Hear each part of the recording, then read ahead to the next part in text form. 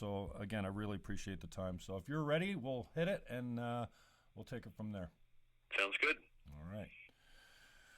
So, do you mind if I use your Wikipedia as a intro here, Warren Kinsella? No, don't use that. No, it's been vandalized by.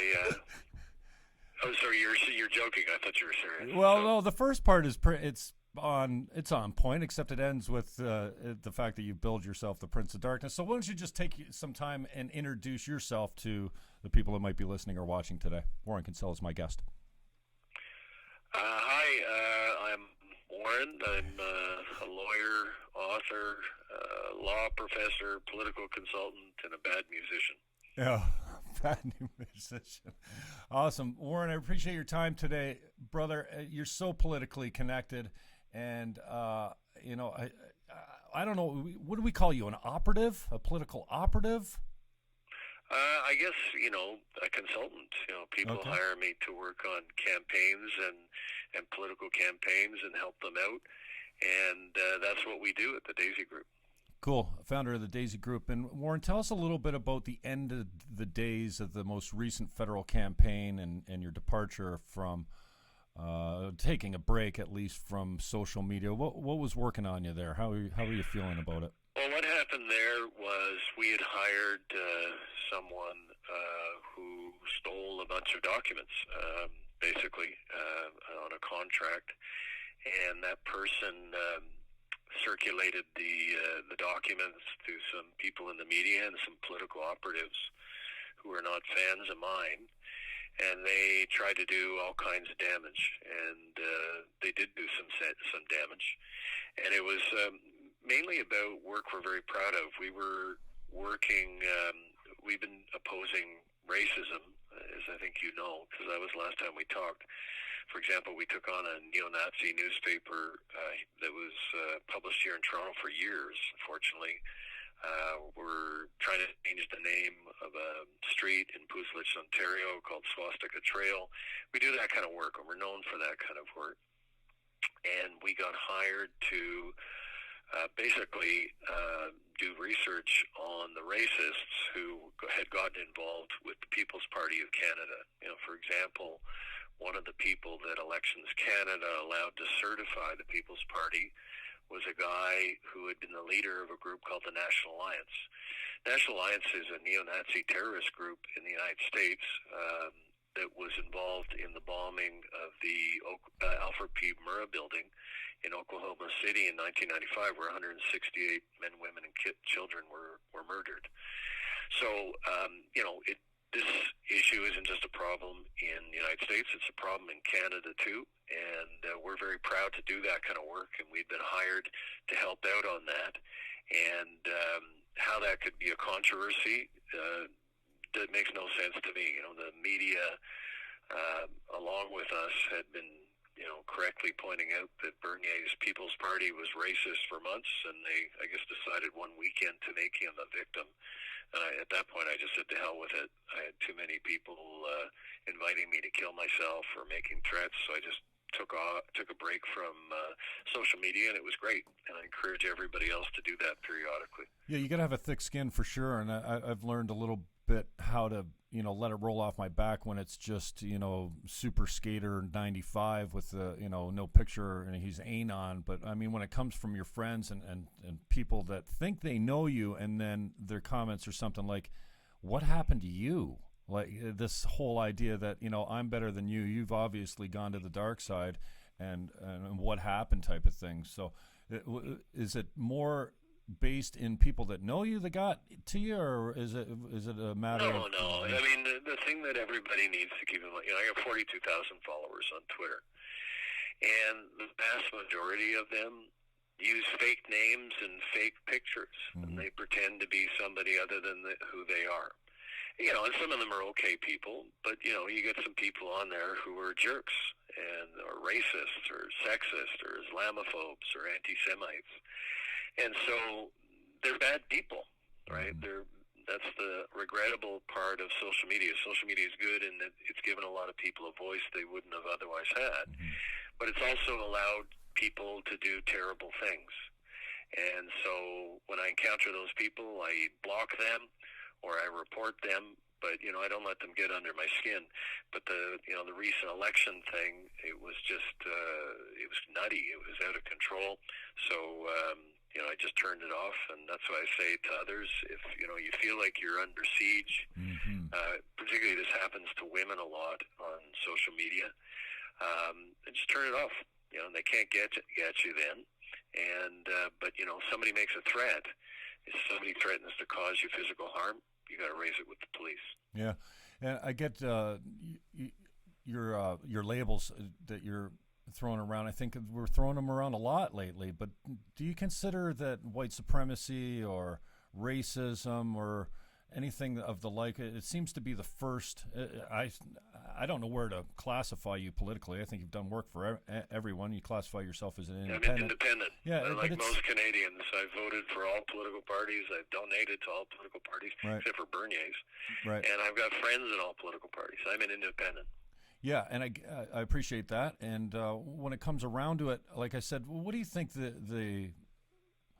if you were to rate the problems and the issues that we're facing today, that racism and Islamophobia and all these labels, and it seems to come more so from the left, I find, is that, they just don't want to talk. And as soon as you disagree with them, they call you a racist. So how do you classify that as like problems or issues that we're facing today? It's a huge problem right now. You think so, eh? No, I know so. And there has been an explosion in hate-related violence and crime in Canada, in the United States, and in Western Europe since about 2016. Three things of note have taken place. The election of Donald Trump licensed and encouraged these individuals, these hateful individuals and groups, to get more bold. From their perspective, one of their own is in the most powerful office in the land. In Britain, you have Brexit on the right, that really, in the main, was more about anti-immigrant and refugee sentiment than anything else. And then you've got a leader of the opposition, Jeremy Corbyn, who's openly anti-Semitic. So it's a problem on the right and the left.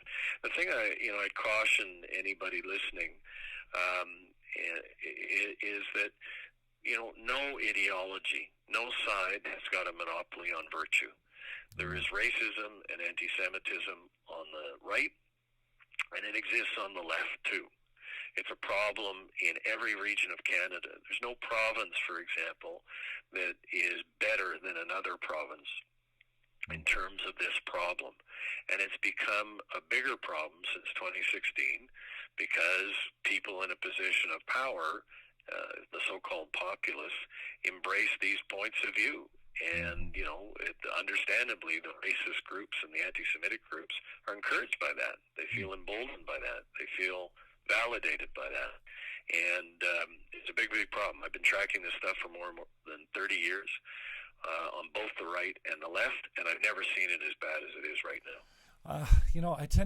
I agree to a point with you. I kind of fell into the idea that we're more politically divided than we ever have been. Men and women seem to be further apart than we ever have been. But then I look at it and I go, you kind of hit on this earlier in the conversation about everyone's got a voice. So it's the radicals and the extremes that seem to have a louder voice. And I agree with you from the standpoint that this anti-Semitism seems to be coming from right and left, but especially when we look down south of, coming from the squad, if you're Don Cherry and you say, yeah, you people that come here, you're a racist and you get canceled. But if you're, I don't know, AOC or Talib or whatever, you can have all kinds of anti-Semitic tropes and hints and memes and stuff like that. And for some reason, it seems they get a pass. How do you feel about that? Yeah, well, I don't give them a pass, and I condemn both. And I'm saying that very clearly. The problem right now is people on the right, for example, you give the Don Cherry example, he did make racist statements in the past. I don't know if you people amounts to that, but he did. Right. And folks who, classify themselves as conservatives are okay with that. And then people on the left give AOC a break because they like her. And the thing that's made it worse is social media. Back in the old days, I guess I'm showing what an old guy I am, we would talk to each other. You know, we would reach out to each other. I met President Bush this week. He was speaking at a conference, and I spoke just before him. And he was amazing. You know, and he was somebody who I previously was very critical of. I take him in a New York Minute now. And he talked about his friendship with the Obamas and how something it wasn't he really expected to have happen. And he said, you know, the damn problem is we just don't connect with each other anymore. We don't talk to each other anymore. With people, you know, you can disagree with somebody but not hate their guts. You know, you can disagree with somebody's point of view and still accept that they're a friend or somebody who has got value or have kids like you. And that's where I'm at. The people I don't like, you know, the most are these hardcore partisans who have blinkers on, they have blinders on, and they're never prepared to accept that their side makes mistakes too, on the right and the left. I appreciate that. And staying with politics there, what are your thoughts on this? Do you think we have a double standard? Do you think it's equally, you know, we've got Don Cherry and then we've got Jessica Allen, and it really seems like, you know, I love Grapes, and I don't want to be measured by what I said 20 years ago. And I know he said some things that you would consider racist for, you know, Swedes, they're wearing the visors and they're not tough and they don't fight and, you know, they're not playing a certain type of hockey. And, you know, I kind of cut him a pass. He's Grapes. He's from a different era. And the fact that he said something like that 20 years ago when we weren't so anal about it and just dissecting every word and every syllable apart, and then he says something like this and he's gone, and then Jessica Allen comes out on the CTV's The Social and does a white supremacy, like a very critical of white hockey players, and she doesn't apologize. She comes on and justifies it, and she's still got a job. So you think we suffer from a I'm a double standard? She did apologize from what I saw. Well, I think they're both idiots. Like, I'm sorry, but I don't think, you know, I think they're both idiots. I don't like either one of them. You think they both deserve to lose their job as well? No, I don't think people should lose their jobs for making mistakes. Right. You know, and we're doing too much of that these days. You know, if somebody comes out and says something just egregiously, horribly over the top, well, yeah, their bosses need to take a look at that because these people are on the public airwaves. They're owned by you and me. But, no, I don't think, I'm not into, you know, President Obama talked about this recently, you know, this tendency to cancel people. Like, I got canceled too, you know. I didn't even get asked. I was on News Talk 1010, and they decided to can me because they heard that I was working for a political party to expose racism. And it's like, well, yeah, I was working to expose racism. And I always sought to be fair and transparent and open about, you know, my views. But, you know, I got canceled. So anyway, I'm not going to sit around and cry in my milk about it. And, you know, that's just the way it is. And I don't agree with their decision, but that's the decision they made. But I think if your point is that, you know, we're just punishing people, taking away their livelihood, taking away their jobs, taking away their reputation because they make one mistake, I don't agree with that because everybody makes mistakes. I agree completely, and they all deserve a second chance. And you know what I find hilarious, for lack of a better term, is the idea that, you know, you say something that's taken it out of context, it's not understood the way you meant it to, or in Grape's situation, he just delivered it badly. But if you come back to a man and you say, you know, hey, Don Cherry, are you racist? And he says, no, of course I'm not racist. You know, I kissed that black kid on TV, you know, blah, blah, blah. And so don't you feel like, you know, that these people should have a chance to correct themselves, and you should have to take them at their word pending any proof or action that proves that they are what you're accusing them of? Well, sure, yeah. No, people should always be given an opportunity. You know, I'm a good Irish Catholic, or I try to be one. And people should always be given an opportunity to atone. And they should always be given an opportunity to explain themselves because all of us make mistakes.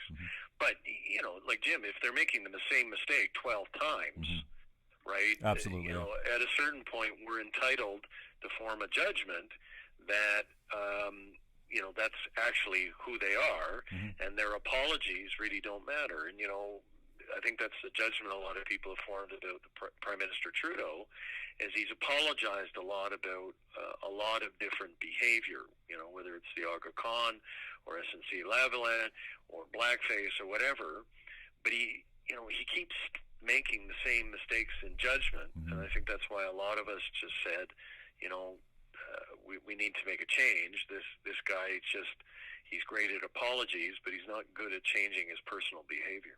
Awesome. Now, I'm a 10-time Green. I ran for the leadership in 2006. I was, part of the group that, informally recruited Elizabeth May. She was a star at the still a star and great for the party. I appreciate that she stepped down. One, because we can have listen to me, I haven't been Green for a long time. I still say we because of my loyalty, but they haven't had a leadership race or even a conversation about it since 2006. So, and I was really surprised when it came out that you were working with them. I don't know how far that went or what happened there, but speak to us about your relationship with the Greens during the election there. Well, that I can disclose because they gave permission for us to do so. Okay. One of my guys, normally you wouldn't talk about Hennifer, one of my guys, Tom Hennifer, ran their war room. I helped them get it started, and it was something that we were comfortable doing. I not so much her, but I met some amazing people in the Green Party, as I'm sure you did, and smart, well-intentioned people who had the best interests of the country at heart. And, we need more of those kinds of people. Ms. May, I don't want to be too critical of her, but I'm glad that she is leaving. I think that she had turned the Green Party a little bit into a cult of personality. It was more about her and her views than the party. And, she had a number of chances to improve the party's position. And, what has the Green Party got now? 2 MPs that it didn't have, a couple of years ago. That's not good enough. When you look at the Green Party's position in the polls, it should have done much better. And so she needed to take responsibility for that, and I guess she has. What do you think they need to do to become more mainstream, get some more people in there? Because, I'm ideologically opposed to much of their stuff now. I don't know. I grew up, and my first election was 24 years old. I was ideologically possessed to the left. And as I grew older, I've had more educated conversations and debates about the issues that matter to me. Number one, free speech, but there's others. And I've kind of gone away from them. I still kind of lean socially left, but I think I'm more a moderate now. And on some issues, I'm right, straight conservative, and that's not a bad thing. My friends don't really recognize me so much. But what do you think the Greens need to do to become more mainstream and have more success? Because they certainly have a role. Well, I don't worry about ideology. I think people have lots of views. Regular people have lots of views on the right and the left, and I saw that in the Green Party. There were people who were fiscally conservative and progressive in terms of environmental issues. Right. I think what they need to do is, firstly, they have to have a change in leadership, which they're now going to have, so that's good. They need to get rid of her because she's been there too long. Right, and she had an effect. I think you know what I'm talking about. She intimidated people within the party, and they were afraid to come forward. Oh, and it's become the Elizabeth May party, including controlling the board of directors, which is how she got to a point where she didn't have to face a leadership contest for 13 years or what have you. So she's ancient history. She's gone, and good luck to you. But in terms of what the party needs to do, the polling shows consistently the Canadians favor taking action on climate change. They agree that it's a problem. Younger people feel it's the number one problem, and it is a huge problem. I was in the Yukon last week, and I was talking to a couple of First Nations people how beautiful it is, and they're like, all the water you're looking at and all that land you're looking at is usually covered by snow and ice. We've never seen it like it is right now. So climate change is real. What the problem is, and the polling shows this, is while people agree that it's real, they want something done about it. They don't want to pay for it. And I think the reason for that is not because people are selfish or dumb. It's because they've seen governments too often squander taxpayer dollars. They've seen governments act irresponsibly. They need to see a government that treats their tax dollars with respect, and then I think at that point they'd be much more willing to contribute to the fight against climate change. But right now, when you have the government Trudeau government, for example, being as reckless as it's been on some public expenditures, well, why would you trust those guys with carbon taxes, right? So it makes sense to me that the public, while concerned about the issue, doesn't trust the levels of government to deal with the issue. What's your prediction for the current government now in the minority situation?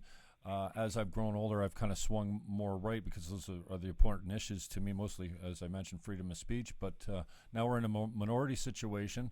One, do you think we're going to shift further left, if that's possible, with the NDP holding the balance of power? And how long do you think this government will last in a minority situation? Again, I don't get hung up on the ideology stuff because your average person, regular folks just don't see themselves as ideological. If you talk to them at the kitchen table, they're going to have views on the left and they're going to have views on the right, and they're still a normal person. Mm-hmm. This government's lifespan is going to be determined by Mr. Scheer. If he gets booted out at that leadership review in April in Toronto, and the Conservatives get a decent leader, and I would recommend to them they consider a woman who is, pro-choice and from Central Canada, because they had two leaders in a row from West. They need to, get somebody who appeals to Central Canada clearly, because that's where they failed. If they do that, watch out. Who do they have that's who do they have that's a good female leader with the Conservatives? Ambrose, Raitt. Okay. Caroline Mulroney, mm-hmm. is a minister here in Ontario, as you know. Mm-hmm. Mulroney is bilingual, or got a name recognition. She knows how to win. Raitt lost her seat, regrettably, and I say that as somebody who's a friend of hers. But I think she can come back from that. And, Ambrose, while a Westerner, is somebody who's held in high regard, too. So it becomes pretty hard for Trudeau to fight a woman for all kinds of different reasons. Women stuck with him, I think reluctantly after blackface, but they did. Mm-hmm. If you have a female leader of the Conservative Party, watch out. That is a game changer. But, how long does it all last? History tells us the longest that any minority government lasts in Canadian history is about 3 years back in the 1920s. Usually the average is about a year and a half. So right now I'd say we're on track to a year and a half. How about provincially? What do you think? Doug Ford got the right people around him finally? Is he? Yeah, he does. You think he's got a guy named Jamie Wallace, and full disclosure, Jamie was my editor when I wrote for the Toronto Sun, and he's just doing an amazing job. And ministers are happier now. The staff are happier now. Doug is being allowed to be Doug, which is Doug's not an ideological person either. He's a populist in the traditional sense. He's kind of a people guy. So they're allowing him to reconnect with people. They're not hiding him away. And, while the government is still unpopular, it is by no means as unpopular as it was. Mm-hmm. So that's helping them out. And as long as Trudeau is prime minister, Doug's got an excellent shot at being reelected, because his main opponent, the Ontario Liberal Party, just has 5 seats at the moment. Interesting. What do you think there's a practical, workable model outside of first past the post? Well, we tried it. As you know, in 2007, it was on the ballot in Ontario, this mixed member representation thing. There were committees and studies done. Didn't the Liberals kind of sell us out on that, though? They weren't they kind of disingenuous? No, the Liberal Party, ran Dalton McGuinty's War Room in that campaign, and he told us very clearly, and he was right. The political party, certainly his political party, should not interfere in that process. The people should be given an opportunity, so it shouldn't become a partisan thing. Otherwise, it gets distorted. It's up to the people to decide whether they want that type of electoral system, and they overwhelmingly rejected it. So at that point, I just say to all my Green and New Democrat friends, guys, you had your shot. It was on the ballot in every riding, and you lost. It's over. Interesting. What are your thoughts down in the States as far as a Democratic leader to take on Trump? Well, I'm a Joe Biden guy. Okay. And, I know that people say, Joe makes verbal mistakes, and they say he's too old, and, they say he's out of touch. But they said all those things about Trump, didn't they? And Trump won. So I think we need a centrist. I think, Senator Warren and and Senator Sanders are intelligent people. But, I've lived in the States. I've worked for the Democratic Party. As a matter of fact, I was just doing some work for the Maine Democratic Party this morning because I'm associated with them. And, the United States is a conservative country. It's just not going to embrace Elizabeth Warren or Bernie Sanders for president. It's just not going to do that. And too far left, you think? Yeah. You need more moderation, more somebody that's more in the middle. More centrist, and that's what Joe is. And what do you think his chances against Trump are? It looks like most of the polls don't fare look at every very well. poll. He says he's going to win. He'll win. So, he's my guy. And, the others are very impressive people, and they'll make excellent members of his cabinet. But I think those of us who are involved in the Democratic Party need to get behind Joe. What do you think the main issues are that we're facing in Western democracies here, Warren? Is I come around to more of the idea, fatherlessness seems to be something that's really coming up for me over and over and over, especially in the States and the black communities. You got 85% of single motherhood.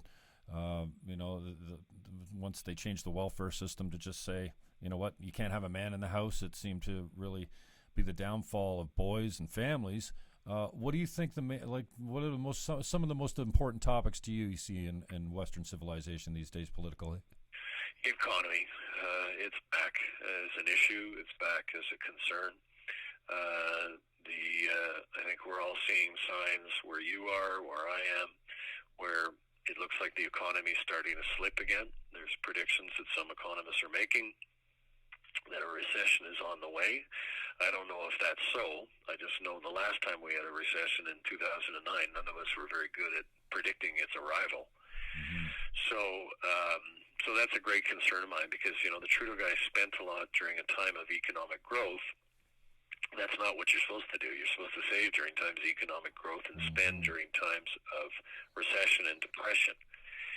And so their ability to spend and, prime the pump of the economy has been constrained or is limited by the amount of spending that they did during good times. So I think that's a big, big mistake, and that's one that, we may all come to regret quite a bit.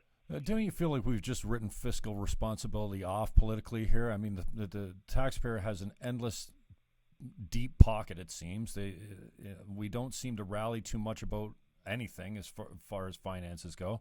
But the government just keeps to spend. And I mean, we saw Harper when he was in power. We had Jack Layton as the opposition holding the political gun to his head. He got more money out of Harper than any government ever. And I'm wondering if we're headed down that same road now with the liberal prime minister and his cabinet, with the opposition, the official opposition being the NDP, or looking to be on most things, looking to be the NDP. But what's your take on fiscal responsibility? Well, it's going to happen again. It's a minority government, and in order to survive, Trudeau has to depend upon, the Bloc Québécois, which is going to want more spending in Quebec. Mm-hmm. He has to depend on the NDP, and, I guess the Green Party doesn't really matter.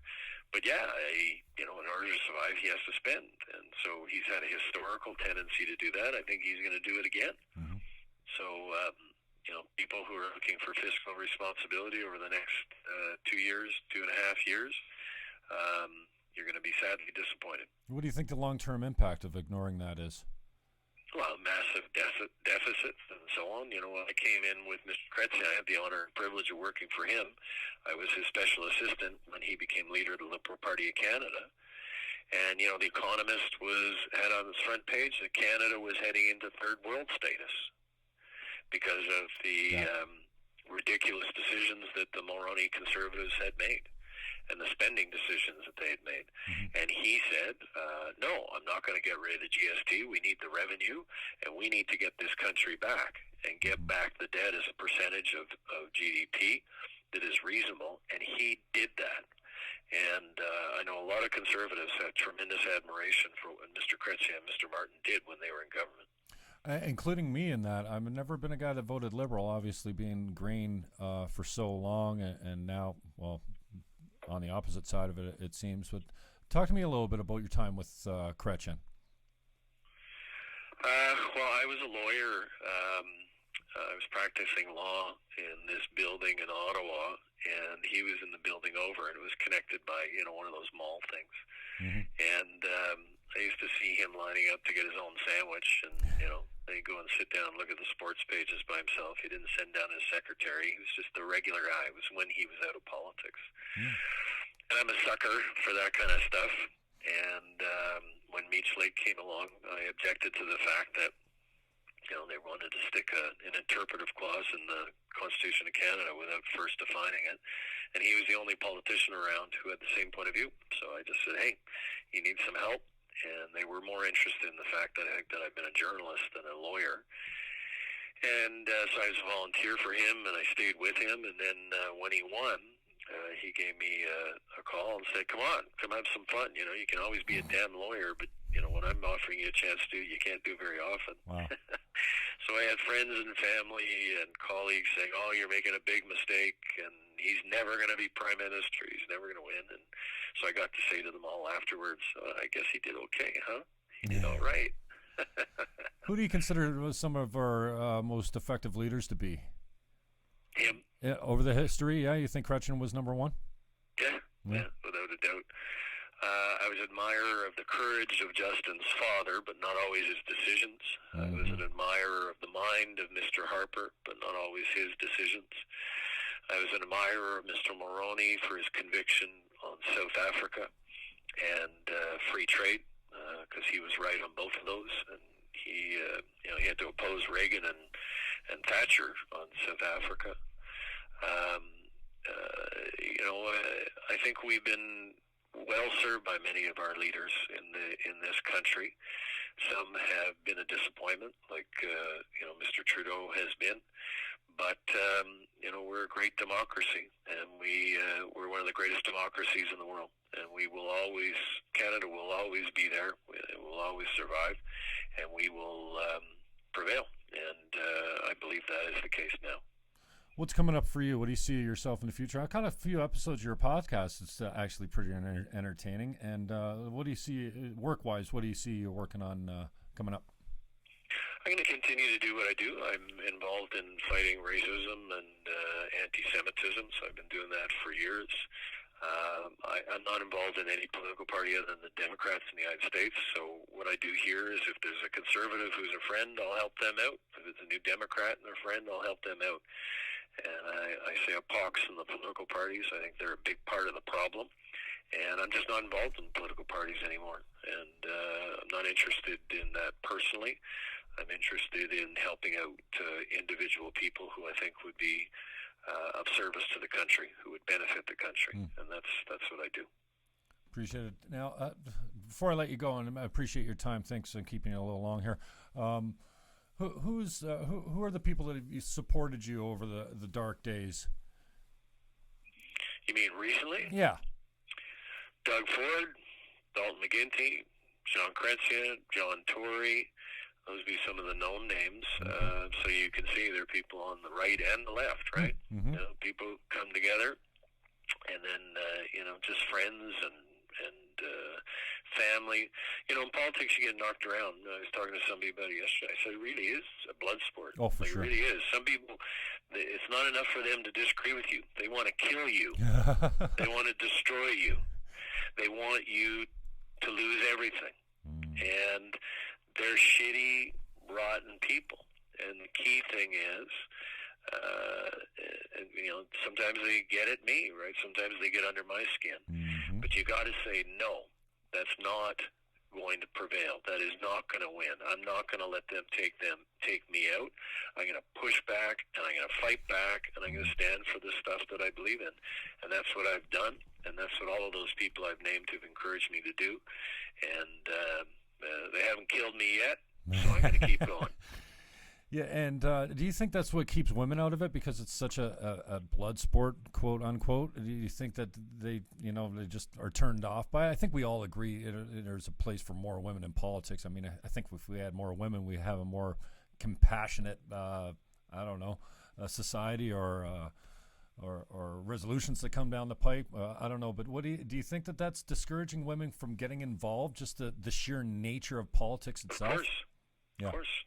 There's 16 women representing every political ideology in the recent, the British election that's taking place right now. And every single one of them just said what you just said. I just Right. got tired of all the crap and the threats and saying I'm going to rape you and I'm going to kill you, and they just said to hell with it. So you don't believe that there's an oppression that's systemic that's keeping women out of it, that, like, men don't want women in politics type of thing. That's not existing in today's society, is it? Of course it is. Well, Yeah. they don't want. Well, like if somebody says to your wife, "I want to rape you and throw you in a dumpster," that's what they said to my wife. Well, that's not exactly encouraging their participation in public life, is it? No, I get So that. that is something. Women experience that more than men, which is the very definition of systemic. So yes, that is happening. Yesterday was International Men's Day, and I had a good laugh to myself. I was eating a BLT at lunchtime. I was like, Christ, we get every other day. I didn't even know we needed a special day. Was that you that said somebody tweeted? I didn't retweet it, but I saw somebody remark, "Men don't need a day. We'll just take any day we want." Exactly. No, women in politics have a much tougher time. Yeah. And you can ask Jody Wilson-Raybould and Jane Philpott about that. Appreciate it. Any regrets, Warren? Sure, I got a list. Oh, You don't have long enough of a show, and I got to go. Okay. How do we get a hold of you if anybody wants to touch you up other than Twitter, Warren? You people can find me on my website, warrenkinsella.com. I got 3 different Facebook platforms. I'm there. I'm over on Instagram. I'm not quite sure how I got there, but I'm apparently there. They can get me on Twitter, and I welcome criticism. I welcome, people pointing out when I'm wrong. But, anybody who gets a little too far, they're just going to get themselves blocked, and too bad if they don't like it. There you go. Warren Kinsella, I appreciate the time. All the best to your wife and your You're family, and I hope to talk to you soon. I appreciate the time. Thanks you. so much. All right, okay, cheers. bye-bye. Warren Kinsella, if you need him. Interesting conversation. Man, do I disagree with that guy a lot on some of the issues. A lot of the issues. Systemic sexism is keeping women out of politics? I don't know, man. I don't know. But I appreciate the time. Thank you, Warren. I've been chasing you for a while. Thank you to Katie for lining that up. It's been a long time. Busy man. Find him on Twitter, warrenkinsella.com or at Kinsella Warren. So first name or last name first name last on the Twitter. warrenkinsella.com.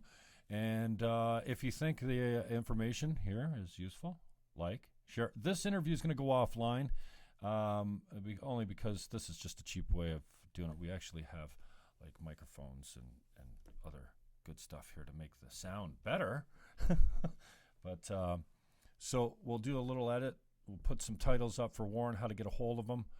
Thank you for the people that watched. But again, this will be over on the YouTube channel. YouTube.com/Jim Fannon is where you find it. Online, it's pretty much everywhere, at Jim Fannon or at Jim Fannon Show. Appreciate you coming in today, and appreciate the time that Warren Kinsella gave us. So find him online, and like and share if you find it interesting. Peace out, yo.